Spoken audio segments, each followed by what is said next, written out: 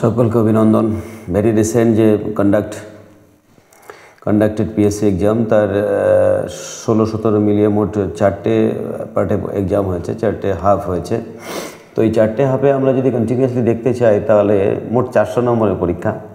কেউ ফার্স্ট হাফে, কেউ সেকেন্ড হাফে, কেউ পরের দিন ফার্স্ট হাফে, সেকেন্ড হাফে। মোট টোটাল আমরা কোশ্চেনগুলো নিয়ে আলোচনা করতে চাই। শুধু যে পিএসসির পরীক্ষার জন্য তা নয়, কিন্তু আগামীতে এনটিপিসি থেকে শুরু করে রেলের গ্রুপ ডি থেকে ভ্যারিয়াস টাইপস অফ এক্সামে কিন্তু আমরা কীভাবে শর্টকাট পদ্ধতিতে ম্যাথামেটিক্সটা করা হচ্ছে, ইংরেজিটা অনায়াসে কীভাবে বোঝা যেতে পারে, জিকের প্যাটার্নটা কীভাবে কন্টিনিউয়াসলি পরীক্ষায় আসে, সে ব্যাপারে কিন্তু আমরা একটা মোক্ষম ধারণা নিতে পারবো।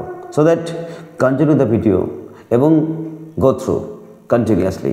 আমরা চলে যাচ্ছি প্রথম দিনের প্রথম পরীক্ষায়। প্রথম দিনের প্রথম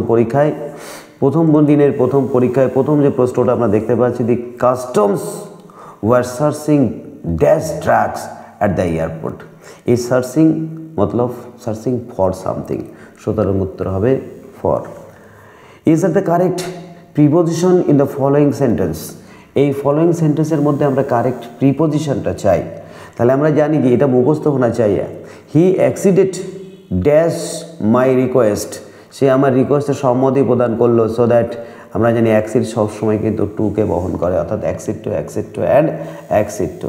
দি synonym of the word equivocal. Equivocal মানে তার একটা মানে আছে, তার অনেকগুলি মানে, অনেক ভাবনা চিন্তা, অনেক দিক আছে, সেটাকে আমরা বলতে পারি অ্যাম্বিগুয়াস। আচ্ছা, দেয়ার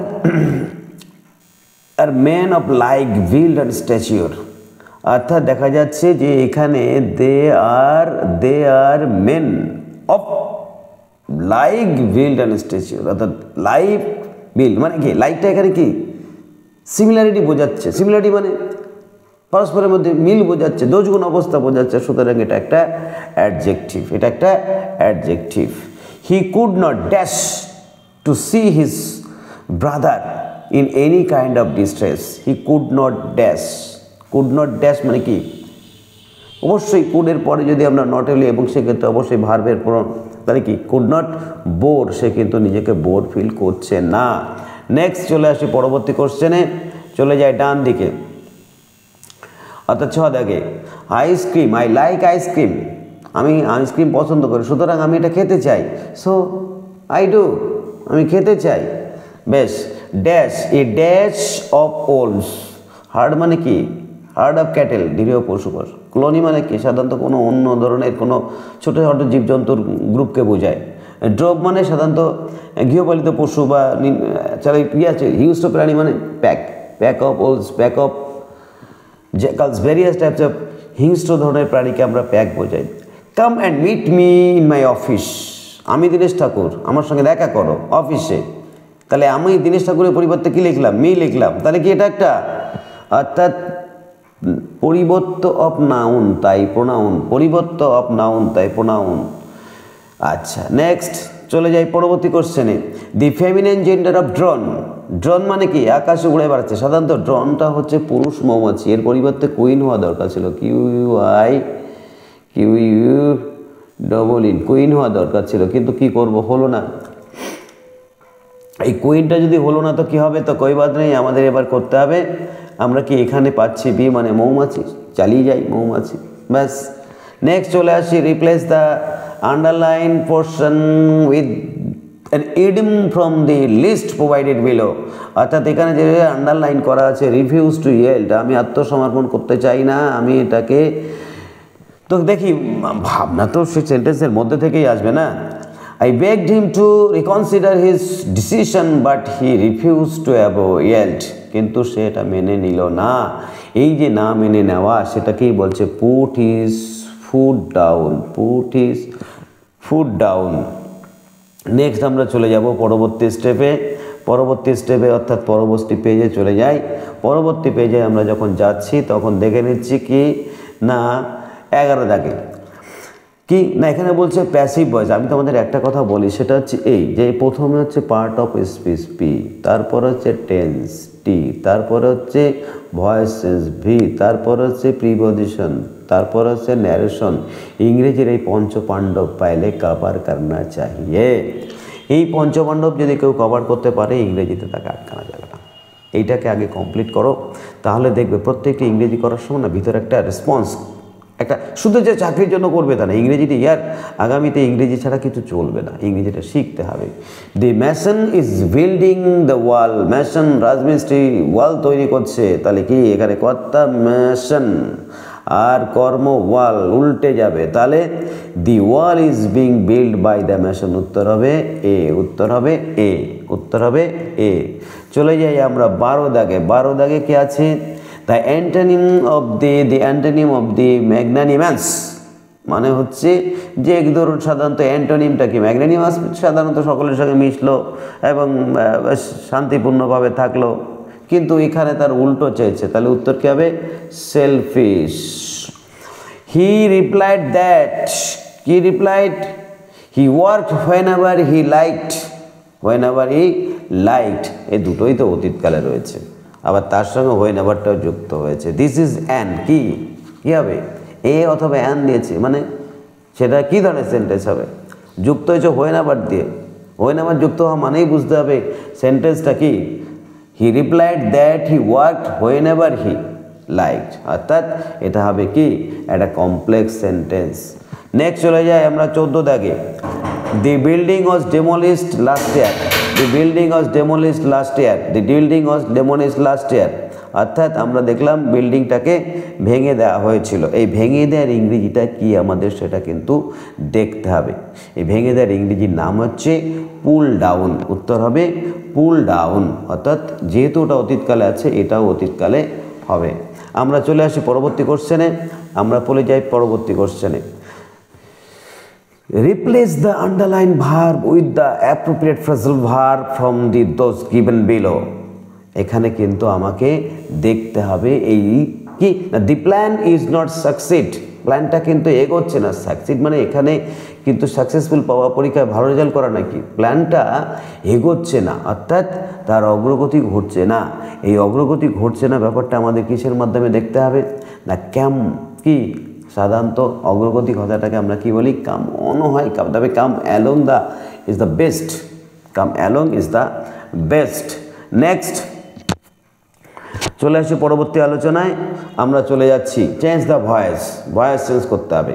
দি গার্ড রিফিউজড হিজ অ্যাডমিটেন্স, বলছে গার্ড তার অ্যাডমিটেন্স অর্থাৎ তার প্রবেশটাকে রিফিউজ করলো, তাহলে তার প্রবেশটাকে যদি রিফিউজ করে তাহলে কি আছে এখানে কর্তাটা কোথায়? আমরা যদি এখানে কতগুলো দেখতে থাকি তাই ক্লিয়ার হয়ে যাবে। The guard refuse to, guard তো গার্ডই এসে গেল, প্যাসিভ ভয়েস হলো না। The admission was not granted by him to him, to him কখনো হয় না, তাহলে কি হচ্ছে he was not admitted by the guard, তাকে এখানে ঢুকতে দেওয়া হয়নি, তাহলে হি ওয়াজ নট এখানে বাই দ্য গার্ড, তাহলে বাই দ্য গার্ডটা এসে গেছে। কি আমরা অবশ্যই চাইবো কি না, অবশ্যই চাইবো কি কর্তাটা বাই দ্বারা চালিত হোক প্যাসিভ ভয়েসে, সুতরাং আমরা চলে যাব সি দাগে। নেক্সট চলে যাই আমরা 18তে। Replace the underline word with the appropriate idioms from those given below. এখন এখান থেকে আমরা কোনটা দেব এটা দেখো। He listen when his boss spoke, তার বস যখন কথা বলল, তার বস যখন কথা বলল তাহলে সে কি করলো? বস যখন কথা বলছে সে তখন কি করছে নাকি সে কান দিয়ে, আমরা কি বলি কান দিয়ে শোনো, তার মানে কানটা দাও মেরে ইয়ার, কানটা দাও, তাহলে কি হবে গেভ হিজ ইয়ার্স। তারপরে চলে আসো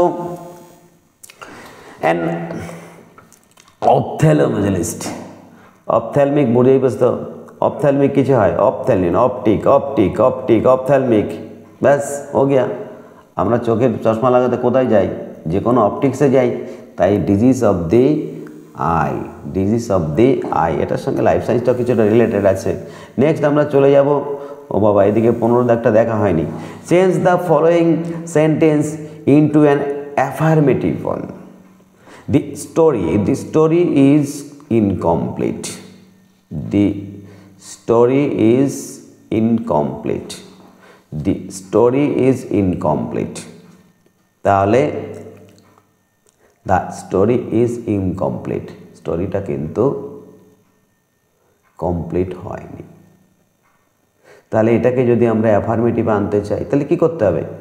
সাধারণত সাধারণত কী হচ্ছে, দি স্টোরি ইজ ইমপ্লয়েড, তার মানে দি স্টোরি ইজ কমপ্লিট। কী দাঁড়াবে তাহলে, দি স্টোরি ইজ কমপ্লিট, স্টোরিটা কমপ্লিট হয়ে গেল। চলে আসি 20 দাগে।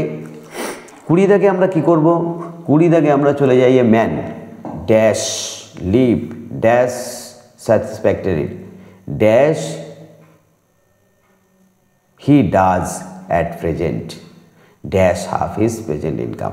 এখন ব্যাপারটা দেখতে হবে, প্রেজেন্টটা যখন আসছে তাহলে আমাকে কি করতে হবে, মানেটা মোটামুটি কি ক্লিয়ার করতে চাই আমরা, যে একজন মানুষ কি, এখান থেকে কোনটা হতে পারে, একজন মানুষ কি প্রথমে বাঁচতে পারে, এই বাঁচা ক্যান লিভ, তাছাড়া কীভাবে হবে, উড লিভ বাঁচতে থাকবে ভবিষ্যতে, কুড লিভ ভবিষ্যৎ অতীতকালে, তাহলে তো এখানে তো কিছু নেই, তাহলে প্রথমে can, as satisfactorily as he does at present, সুতরাং উত্তরটা হবে ক্যান অ্যাজ ওয়ান। 20টা আমাদের হয়ে গেল, টাইম লাগলো বেশ কিছু, শুধু ব্যাখ্যার জন্য এই টাইমটা বেশি লাগছে, ব্যাখ্যা না হলে আমাদের within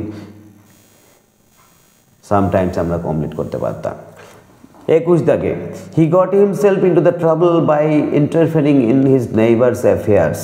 he got himself into trouble, he got himself into trouble, তাহলে কী হচ্ছে, সে একটা সমস্যার মধ্যে নিজেকে নিমজ্জিত করে দিল, যেটা পরিবারের পাশে প্রতিবেশীর সমস্যার সঙ্গে নিজেকে যুক্ত করে। উত্তর হবে বার্নড হিজ ফিঙ্গার, যাকে বলে সেই আঙুল পুড়িয়ে দেওয়া, সমস্যার মধ্যে নিজের আঙুল ডুবিয়ে নিজের আঙুলটাকে আগুন ধরিয়ে দেওয়া। Next, fill in the blank with the correct modal verb, कौन सा modal अच्छा होगा, कौन सा modal अच्छा होगा। তাহলে the online store informed that, online store informed that we dash cancel the order we placed if we wish, online store informed that we can cancel the order we placed if we wish। তাহলে ব্যাপারটা কি দাঁড়াচ্ছে, তুমি কিন্তু পারো, উইলটার দরকার নাই, কারণ তোমার পারা ব্যাপারটা এখানে এসে গেছে। নেক্সট চলে যাই আমরা 23 দাগে, replace the underline with the verb appropriate. এই যে বললাম ফ্রেজাল ভার্বটা, গ্রুপ ভার্বটা, এডিয়ামসটা কিন্তু দেখে যেতে হবে, পরীক্ষার সঙ্গে জ্যাটাক্সে মনে পড়ে যাবে। আই হ্যাভ স্টপড স্মোকিং, আমি স্মোকিংটা টোটাল বন্ধ করে দিচ্ছি, খুব ভালো জিনিস। নেক্সট, তাহলে ত্যাগ করে দেওয়ার ইংরেজি হচ্ছে কি, গিভ আপ, মানে ত্যাগ করা। এখানে যেহেতু স্টপড অতীতকালে, তাই গিভেন আপ হয়ে গেল। ব্যাস, চলে আসি আমরা 25-এর পর, না সরি 26-এ। আমি বলে দিই সরাসরি, the moon was bright and we could see our way. বলছে দি মুন ওয়াজ ব্রাইট, একদম ফুল মুন ছিল, we could see our way. আমরা এখানে কিন্তু দুটো সেন্টেন্স একদম পরিষ্কার করে পাচ্ছি, এবং অ্যান্ড দিয়ে যুক্ত থাকলে কি হয়, অ্যান্ড দিয়ে যুক্ত থাকলে তাকে বলা হয় compound sentence. Very good. Next চলে যাচ্ছি, the adjective form of glory, glory মানে গৌরব, আর গৌরবান্বিত কে হবে, গ্লোরিয়াস। ব্যাস, এইসব প্র্যাকটিস করলে পরে জ্যাটাক্সে হয়ে যাবে। চলে যায় ডান দিকে 26-এ, choose the correct alternative. The car broke down and we dash a taxi. আমাদের গাড়ি ভেঙে গিয়েছিল, ট্যাক্সি নেওয়ার জন্য আমি বাধ্য হয়েছিলাম, শখ করে ট্যাক্সি নিইনি, তাহলে we had to get a taxi, শখ করে নিইনি। চলে যায়, replace the underline verb with the appropriate phrasal verb from those given below. He has quarrel with her, এটা আমাদের সেন্টারে সেভারাল টাইম করানো, যদিও প্রত্যেকটাই প্রায় করানো হয়েছে 3-4টে বাদ দিয়ে। ঝগড়া মানে হচ্ছে ফল আউট, তাহলে যেহেতু ইডি যুক্ত আছে কোয়ারেলের সঙ্গে, তাই ফলেন আউট হবে। ফিল ইন দ্য ব্ল্যাঙ্কস, আবার সেই ব্ল্যাঙ্ক পূর্ণ করতে হবে। The dash half of the play was uninteresting, অর্থাৎ খেলার অপর ভাগ মানে অন্য অংশ। লেটার এইটা মানে হচ্ছে কি, লেটার মানে পরে, ওটা নিয়ে ভেবে লাভ নাই, অন্য অংশকে আমরা বলি ডবল টি লেটার। যেহেতু দুটো অংশের একটা, তাই দুটো অবশ্যই টি দিতে হবে, এটা আমি পড়ানোর সময় বুঝাই। চলে যাই আমরা কোথায়, চলে যায় 29-এ। All his friends loved at him. কারা এসেছিল? বন্ধুরা। কাকে দেখে? তাকে দেখে। তাহলে হি, তাকে দেখে হাওয়া চলে হি, তারপরে ওয়াজ লাভড অ্যাট। লাভড অ্যাট মানে হাসা নয় কিন্তু, লাভড অ্যাট মানে বিদ্রুপ করা। তাহলে হি ওয়াজ বিদ্রুপিত, অর্থাৎ তাকে বিদ্রুপ করা হয়েছিল by all his friends, by all his friends. উত্তর হবে এ দাগেরটা। চলে যাই 30-এ। Life is as tedious as a twice told tales. মানুষ হচ্ছে টয়েস টু টেলডের মতো নিয়ে অনেকটাই সমস্যাদীর্ণ। এটাকে কি বলা হয়? একটা মিল ঘটে যাচ্ছে, তাই অবশ্যই তাকে আমরা বলবো সি, অল্টারেশন অ্যান্ড সিমিলি। চলে যাচ্ছি আমরা পরবর্তী আলোচনায়, অর্থাৎ পরবর্তী পেজে আমরা চলে যাচ্ছি। এইখানে আমরা শুধু একটা পাশই বোধহয় দেখলে হয়ে যাবে, কারণ ইংলিশ মিডিয়ামটা আমরা নই, আমরা বাংলা মিডিয়ামে এগোচ্ছি। কারণ বাংলা মিডিয়ামে আমার রেলের পরীক্ষা হবে, বাংলায় আমার সমস্ত পরীক্ষা হবে, তো ভেবে আর আমার চিন্তা করে কোনো লাভ নেই। পরবর্তী প্রবলেমে আমরা চলে যাই। ম্যাথমেটিক্স। 10 জন পুরুষ 15 দিনে, 15 জন মহিলা 12 দিনে কাজ করে। যদি 10 জন, অর্থাৎ এখানে 10 জনই আছে। আচ্ছা, এখানে 15 জনই আছে, সুতরাং আর ভেবে লাভ নেই। আমি এক ঝাঁটায় অঙ্কটা করে ফেলতে পারবো। আর কি ভেবে লাভ? আমার তো ভেবে কোনো লাভ নেই, তো আমরা ঝাঁটাই করে ফেলতে পারবো। তাহলে আমরা কি করতে পারি? 1/15, যেহেতু 10 জন 15 প্লাস 1/12। Very simple. অনেকের মধ্যে সাইন্টিফিক একটু বুঝলে পরে ওই 10 জন পুরুষই আছে, 10 জন মহিলাই আছে, 15 জন মহিলাই আছে, সুতরাং আমার আর ভেবে লাভ নেই। তাহলে আমরা এখান থেকে কি করব? আমরা এখান থেকে কি করলাম? এর লসাগু কত হবে? লসাগু অবশ্যই 60 হবে। লসাগু যদি 60 হয়, তো লসাগু যদি 60 হয় তাহলে কি করব? লসাগু 60, 15 যাবে 4 বার, আর 12 যাবে 5 বার। হলো কাটাকাটি করে কত? উপরে হলো 9, নিচে হচ্ছে 60, তাহলে কত? এটাকে কিন্তু কাটতে হবে। 3 দিয়ে কাটলে 3, 3 দিয়ে কাটলে 20। তাহলে এটা যে কাজের অংশ, এর দিন কত? 20/3, 3 × 6 = 18, অর্থাৎ 6 হবে। 18 2 থাকবে, উপরে 2 হবে, নিচে 2, সুতরাং উত্তর এটা। ব্যাস। আমি আবার বলছি, এই অঙ্কটা করার ক্ষেত্রে দেখতে হবে, অত্যন্ত সহজ দিয়েছে, এই কারণে বলছি ভেবে না, এই টাইমটা বেশি নেওয়া যাবে না। আমি বোঝাচ্ছি টাইম নিচ্ছি বটে, তবে 1 সেকেন্ডের মধ্যে অঙ্কটা হয়ে যাবে। কারণ উপরে 10 জন, পরে যেহেতু 10 জন, উপরে 15 জন, পরে আছে 15, সুতরাং যেহেতু আমার সংখ্যা চেঞ্জ হয়নি, একবারই হয়ে যাবে অঙ্ক। উত্তর কত হলো? নেক্সট, দুটি ট্রেনের গতিবেগের অনুপাত এত, যদি দ্বিতীয়টি 4 ঘন্টায় 400 কিমি যায়, তাহলে প্রথম ট্রেনের গতিবেগ কত? ভেরি ইজি, আমরা এই অঙ্ক সেকেন্ডের মধ্যে নামাবো। দুটি ট্রেনের অনুপাত, অর্থাৎ আমরা এখানে দেখছি সেকেন্ড ট্রেন। এই সেকেন্ড ট্রেনটা কি করলো না, সেকেন্ড ট্রেনটা বলছে কত? সেকেন্ড ট্রেনটা হচ্ছে 4 ঘন্টায় কত? 400 কিমি, তাহলে 1 ঘন্টায় 100 কিমি। এর উপরে আছে কি? 7:8। ওকে, তাহলে এটা কত বের করতে হবে? ব্যাস, ভেরি সিম্পল, সেকেন্ডের মধ্যে আমরা বের করতে পারবো। তাহলে অঙ্কটা আবার করতে থাকি। তাহলে আমরা দেখি যে প্রথম গতিবেগটা ধরি এক্স, একবারে বাই করে দিতে হয়, এই অনুপাতটাকে বেশি টাইম নষ্ট করতে নেই। x/100, কিউকি ফার্স্ট গতিবেগ ধরেছি আমরা এক্স, আর সেকেন্ড গতিবেগ হয়ে গেল, যেহেতু 4 ঘন্টায় 400 কিলোমিটার, তাহলে 1 ঘন্টায় 100 অবশ্যই। অনুপাত দেওয়া আছে 7/8। ব্যাস, তো 7/8 দেওয়া থাকে, তাহলে আমরা সেকেন্ডের মধ্যে বের করতে পারি। দুভাবে করা যেতে পারে, যে আমি আর টাইম বেশি নেব না। x = কী করবো? হ্যাঁ, x = পরিষ্কার চলে গেল। যাওয়ার পর আমার প্রথম কাজ কি? সেটা হচ্ছে এই উপরে 7 × 100, আর নিচে কত? 8, কিউকি 100টা উপরে গেল। এখান থেকে যদি কাটাকাটি করি, তাহলে কাটাকাটি করলে কত হচ্ছে? আমি কত দিয়ে কাটবো? 4 দিয়ে কাটলে এটা 2, 4 দিয়ে কাটলে কত? 25। এই নিচে 2 কাটা যাচ্ছে না, সুতরাং ভগ্নাংশ উত্তরের মধ্যে আসবেই। আমার যেটা ভগ্নাংশ, তাই উত্তর দিয়ে বাড়ি চলে আসবো। বাড়ি এসে বাকি অঙ্ক করব, আমার ওখানে বসে অঙ্ক করার কি দরকার? আমি তো বুঝে ফেলেছি যে নিচে 2 আছে, একে কাটার মতো কারো ক্ষমতা নেই।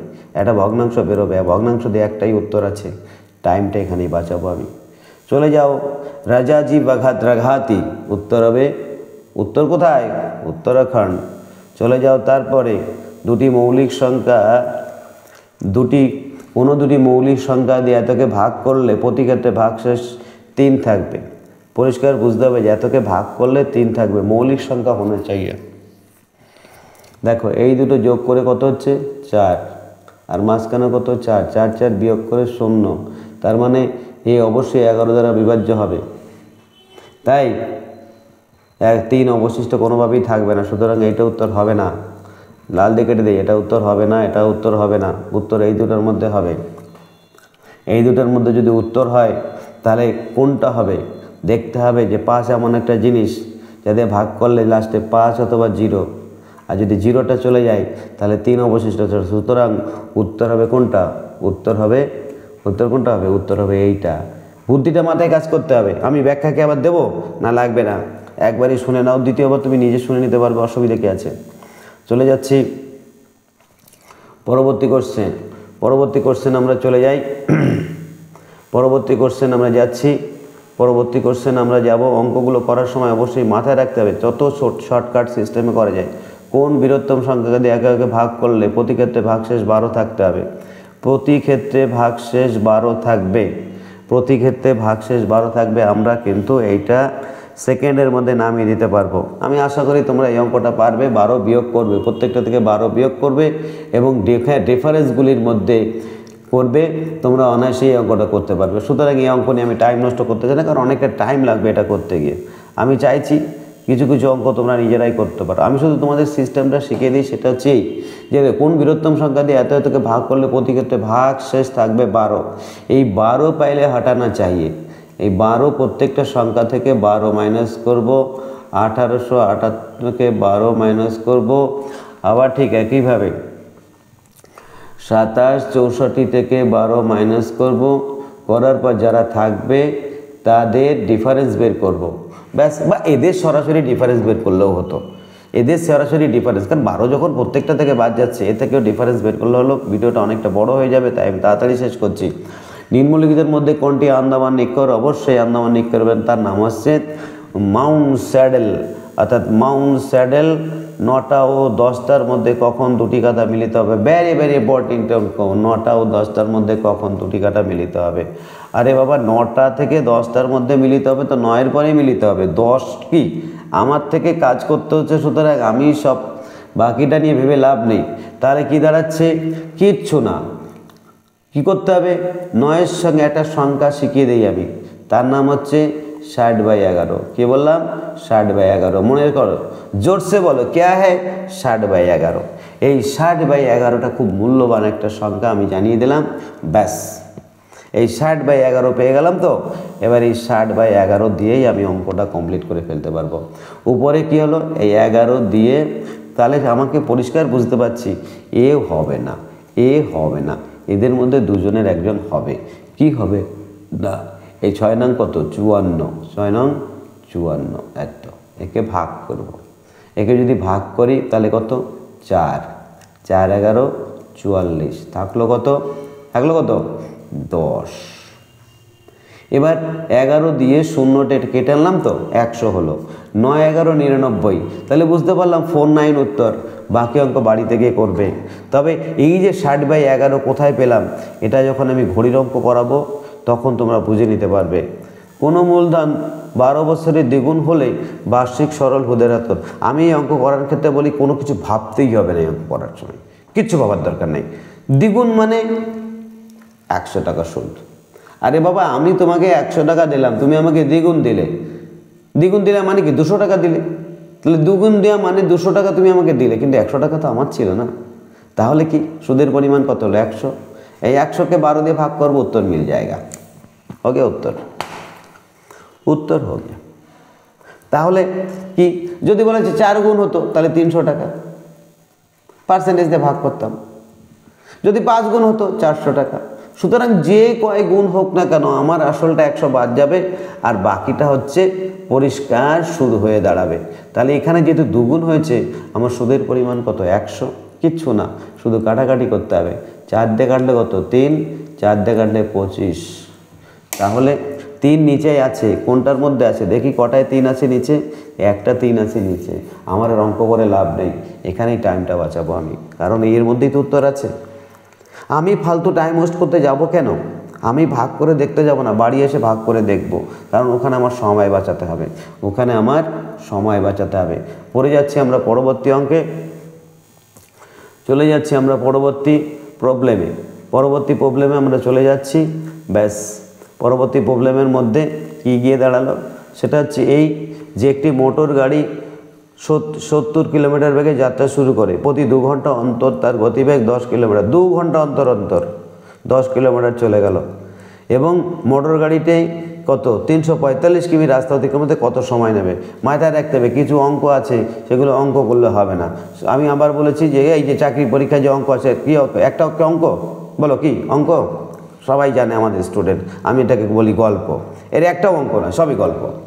বলছে প্রথম 2 ঘন্টায় যেতে যাচ্ছিস, 70 × 2 কত? 140 কিলোমিটার। পরের 2 ঘন্টায় কত যাচ্ছে? আমার দেখতে হবে টার্গেট এটা।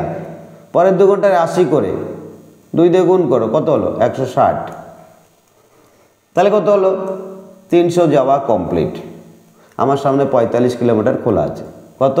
45 কিলোমিটার খোলা আছে। এই 45 কিলোমিটার যাওয়ার জন্য আমার কত টাইম লাগবে? কি কখন তো 70 হলো, তারপরে 2 ঘন্টা গেল। এই দেখো, এই 2 ঘন্টা গেল 70 কিলোমিটার বেগে, পরের 2 ঘন্টা গেল 80 কিলোমিটার বেগে, তারপরের 2 ঘন্টা কত যাবে? 70, 80, এবার 90। এই 90 কিলোমিটার বেগে আমার তো দরকার, আর কতটুকু বাকি আছে? 45। আর এই 45, 90 যদি 1 ঘন্টা লাগলে 45-এর জন্য কত? হাফ লাগবে। তাহলে প্রথম 2 ঘন্টা, তারপরে 2 ঘন্টা, আর হাফ ঘন্টা, 4.5 ঘন্টা। ব্যাস, তাহলে উত্তর কত হবে? উত্তর কত? 4.5 ঘন্টা। এই দেখো, পুরো হলুদ বানিয়ে দিলাম একদম। ব্যাস, চলে যাচ্ছি পরবর্তী অঙ্কে। আমি এই পেজটা শেষ করেই পরবর্তী ভিডিওর জন্য রেডি থাকো তোমরা। এটা সমাধান করে নাও। কে নালন্দা বিশ্ববিদ্যালয় প্রতিষ্ঠা করে? এখানে যদি কোশ্চেনের উত্তর করতে ভুল করেছে, এখানে অতীশ দীপঙ্কর কথাটি লেখা দরকার ছিল, তাহলে কে স্টুডেন্ট ভুল করে দিয়ে বাড়ি চলে আসতো। কিন্তু আসলে উত্তরটা কী হবে? আসলে উত্তরটা হবে প্রথম কুমারগুপ্ত। নেক্সট চলে আসছো, এই অঙ্কটি করার সময় দেখতে হবে আমি কিভাবে করব। একটি ক্লাসে মোট ছাত্রছাত্রী 3/5 হচ্ছে ছাত্রী, তাহলে ছাত্রী কত? ছাত্রী হচ্ছে 3/5, বাকি ছাত্র। এটা কিভাবে করব? বিয়োগ করব না, এক ধাক্কায় করব। আমি এক ধাক্কায় করব, কি আমার জানা আছে নাকি না? আমার জানা আছে।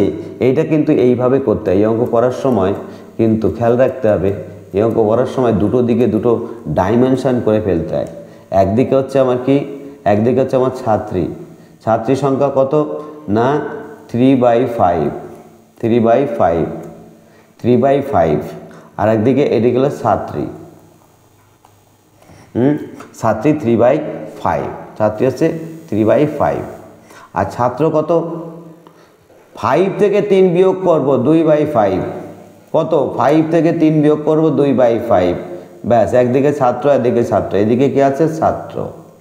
এইবার বলছে যদি ক্লাসে ছাত্রীর এত অংশ, ছাত্রীর কত অংশ?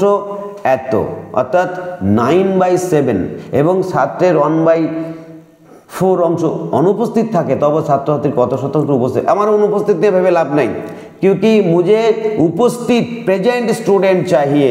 तो क्या करे? প্রথমে ছাত্রীর অনুপস্থিত হচ্ছে কত? 2/9, উপস্থিত কত? তাহলে 3/5 ইন্টু উপস্থিত কত? 9/2, অর্থাৎ 7/9। বাস, এটা হচ্ছে উপস্থিত। মুঝে উপস্থিত চাহিয়ে। ঠিক একইভাবে ছাত্রদের ক্ষেত্রে আছে, অর্থাৎ 2/5, আর উপস্থিত কত? क्योंकि 1/4 অনুপস্থিত, 4 থেকে 1 চলে গেল কত? 3/4। ব্যাস, তাহলে আমি ছাত্রও পেয়ে গেলাম, ছাত্রী পেয়ে গেলাম। কাম টু দ্য পয়েন্ট, দুদিকে 2 যাত্রা চলছে। এখানে কত পাবো? এখানে উপরে 6, উপরে 6 অত সব। তবে তার আগে যেটা বলি, এইটা করার সময় কিন্তু কাটাকাটিটা মাথায় রাখতে হবে, তাহলে অঙ্কটা বড় হয়ে যাবে। এইটা দিয়ে এটা কেটে গেলে কত 2, তাহলে উপরে কত হচ্ছে 3, নিচে কত 10, উপরে 3 নিচে 10, ব্যাস কোনো প্রবলেম রইল না। ইন দ্য সেমে এখানে কিন্তু কাটাকাটিটা করতে হবে 3, তাহলে কত হচ্ছে উপরে কত 7, নিচে কত 15। এইবার আমার অঙ্ক কী করছে, অঙ্কে কী চেয়েছে, এবার বলছে ছাত্রছাত্রীর কত অংশ উপস্থিত ছিল। কত অংশ মানে কি, ছাত্রর হচ্ছে এই উপস্থিতি, ছাত্রীর হচ্ছে এই উপস্থিতি। উপস্থিতি মানে দুজনে জাস্ট টান দিলাম, একটা যোগ তৈরি হয়ে গেল। আর এটাকে একটু মুছে দিই নাকি, তাতে কি হচ্ছে, আমার লসাগু কত হবে পাইলে লসাগু হোনা চাহিয়ে কত, আরে এই যে 10 আর 15 লসাগু কত হবে 30, ব্যাস 30 যদি হয় এটা কত 3 3কে 9, আর এটা কত 14, 9 আর 14 কত 9 আর 14। আর তার আগে বলি এই অঙ্কটা বাকিটা আর করবো না আমি, আমার মাথায় গন্ডগোল আছে যে বাকিটা করতে যাব, কি আমি দেখে ফেলেছি নিচে 30 আছে, নিচে 30 আছে, সুতরাং আমি আর বাকিটা করতে যাব না।